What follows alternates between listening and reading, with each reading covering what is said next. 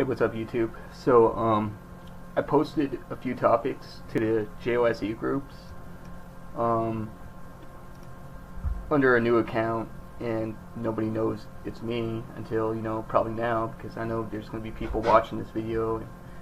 But anyway, so the topics I posted are called, one of the topics is called, Can Aliens Hijack Human Bodies? And HP Maxine herself actually hopped on the topic and wrote a comment saying that they can. It's possible. So, and that's exactly what's happening to me now. And their gods aren't fucking doing nothing about it. I wrote, is it possible for is it possible for aliens to attach themselves to humans on the astral and hijack the human body? And if so, then is it possible that we have many humans walking among us today that aren't really humans, but are the aliens themselves? Like something you would see from the movie They Live by John Carpenter. Empty human vessels, the soul, spirit, and mind of the human devoured completely, and the vessel completely taken over by the alien. So human vessels walking around with alien souls. The consciousness of the human is no longer there, but the consciousness of the alien. But just the consciousness of the alien. And HP Maxine actually wrote, replying to my comments, saying, the aura and the soul would have to be extremely weak. You're talking possession. Christianity and related programs set people up for this sort of thing. The deeper one slides down into these programs, the more vulnerable they are. The will is very weakened, or in some cases completely gone. The personality becomes eroded because of suppression. The individual has never been free to express him/herself. That is one. All kinds of astral entities can attach to the auras of those who are vulnerable like that. This includes drug addicts, people who abuse alcohol, and related. Not all of these are aliens, but include thought forms, and elementals, and other parasitical entities. The entity feeds off of the energy, no different from how a parasite feeds from its host in the physical world. Those who are weakened are always vulnerable. A strong, healthy aura and soul, along with a strong will, are protective. There is no different from a healthy immune system that protects against viruses, bacteria, parasites, and such in the physical world. Both the astral and physical worlds mirror each other in the ways I wrote in the above. Just as there are physical parasites, there are astral parasites and related. They prey upon the weak and vulnerable, no different from how the weak are singled out from the herd in the case with predators and prey. These can be cleaned from the aura like anything else. A trained mind is important in the first place. As with some cases, people who have their astral hearing open should ignore any negative entities. One's attention only feeds the entity. In addition to all of the above, there are also cases that include mental illness and have nothing to do with entities, but again, when one is weakened, either spiritually and or / physically, this is a fact of life, and yes, the body can become hijacked. And as I mentioned before, when I first started this dedication to Satan and all that, I wasn't a meth head. I became a meth addict at the age of 19. I got involved with the JOS at the age of 17. The first time I checked out the JOS website, I was 17 years old, and I started researching it.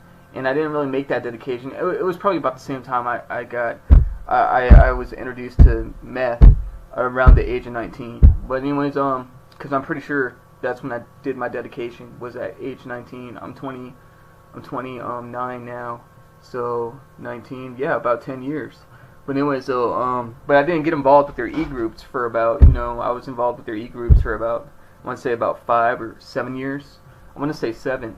But anyways, though, I never really was that, there was many times, I was never really hardcore with the math, but I was into it enough for it to weaken my aura enough for this parasite to attach to my aura and then get past my aura due to drug use and then start to merge with my astral body. Now it's taken over my mind, it's taken over my body movements, this entity literally has more control over myself than I have control over myself.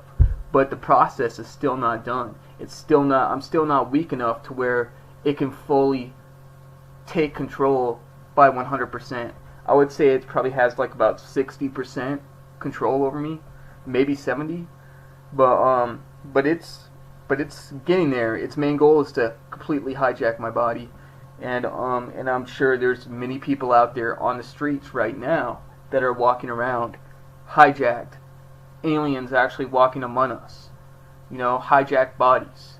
Their consciousness isn't even human anymore, but it's the alien. It's the alien consciousness that's just taken over completely, and the soul of that human being removed, destroyed, and this is possible. Even Maxine has said this, and what is her gods doing about this? Nothing. They kept me on the drug. I'm pretty sure they're the ones that fucking guided me to the meth to begin with, and I've tried quitting multiple times. I did many rituals to Satan. I prayed to him many fucking times, and they have the power to remove an astral entity from a person fucking instantly if they wanted to. But no, they fucking allowed it to happen. They sat back and watched it. These beings aren't fucking here to guide humanity. They aren't here to they're here to make sure we're enslaved. They feed off of us. These beings are parasitical. And this is going to my second question. No, I asked a second question on the JOSE groups, and Maxine also responded to this question as well. The question is, what kind of species did the Nordics evolve from?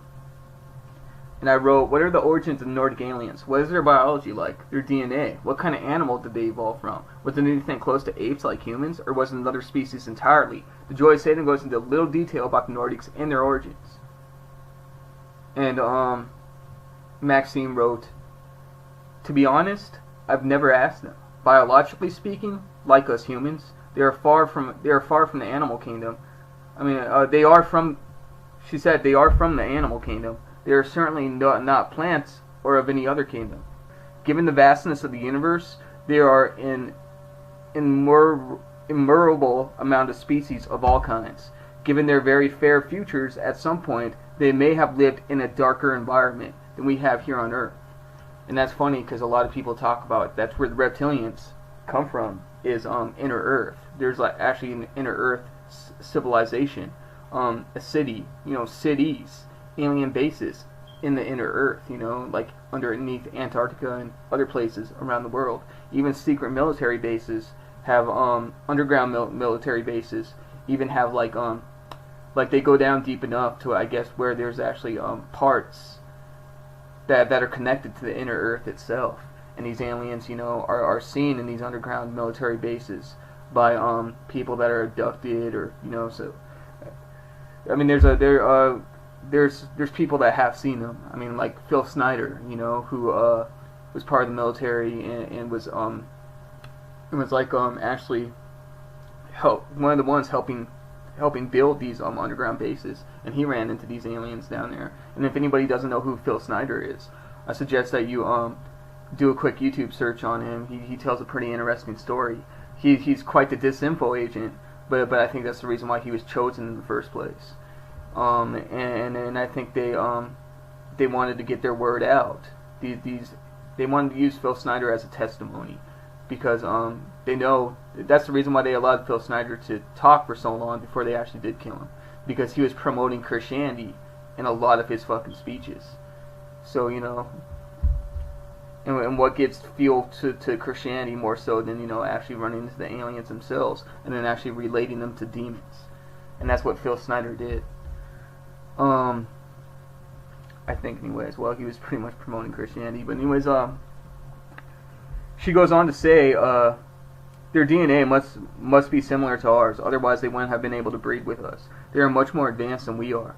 They never had programs like Christianity and Islam to hold them back, from what I know. They use both the powers of the mind and soul together with technology, like telekinesis and flying saucers. This, for example, reveals how they can navigate beyond the speed of light. These are my own inferences, based upon what I know of biology and related. High Priestess Maxine Dietrich, www.joysatan.org. And